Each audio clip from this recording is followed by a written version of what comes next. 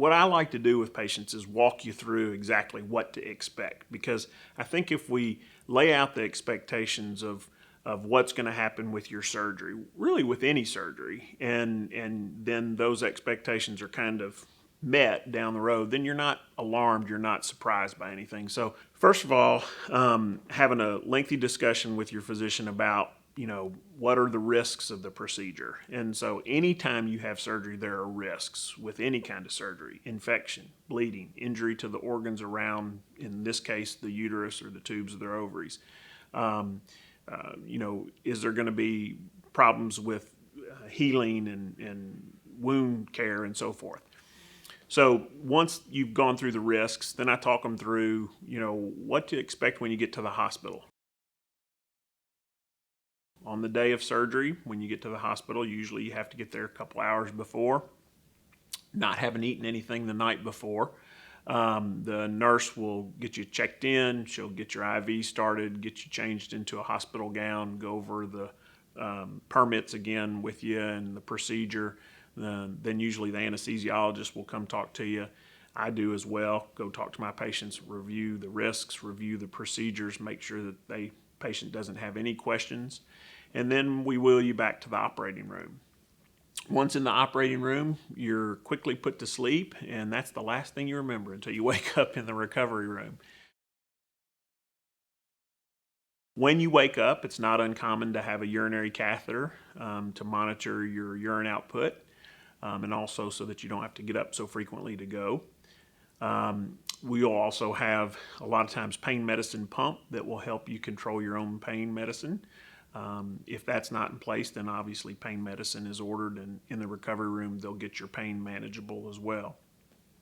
Once that's done and you move up to the floor, depending on what type of hysterectomy you have, if it's an abdominal hysterectomy, you can expect to stay in the hospital at least overnight, sometimes 2 nights, and a lot of that depends on how well you're doing. We usually let people go home from the hospital when their pain is managed well, when they're eating regular meals, when they're able to urinate without complications or problems. And there's no other complications. If it's a laparoscopic or a vaginal hysterectomy, most of the time you'll stay overnight. There are some surgeons that will let you go home the same day, as long as you're meeting those requirements and doing well. If you do stay overnight, you can plan that you'll have your pain controlled, and the next morning usually we get you up moving out of bed, get you walking as quickly as possible. You may have some little boots on your legs that blow up and go down to help prevent blood clots. You may even get some medicines that will help prevent blood clots in your legs. Once you're discharged home, you're typically discharged home with plenty of pain medicine that will help alleviate discomfort. We want you off of that as quickly as possible, though, because it can do bad things like stop up your bowels and so forth. So we want that out of your system, and we want you up moving and doing the things that you want to do. We do limit how much weight you can lift and those kind of things, but we are pretty liberal with getting you active again. As far as, when people ask, well, when can I drive and when can I go back to work? And a lot of that is independent on that person. It really depends on what their pain tolerance is. Usually we let people drive once they're off pain medicine completely, when they can sit in the car, stomp on the brakes, stomp on the gas, twist, turn without hesitation, and they can do that, comfortably. Then we'll let them drive. And that's usually about a week to a week and a half, maybe up to 2 weeks after surgery. We typically limit people from lifting anything much heavier than a couple gallon jugs of milk. Once a couple weeks go by, then we get more liberal with their activity, let them do a little bit more vigorous type activities, walking and so forth, out getting a little bit more exercise.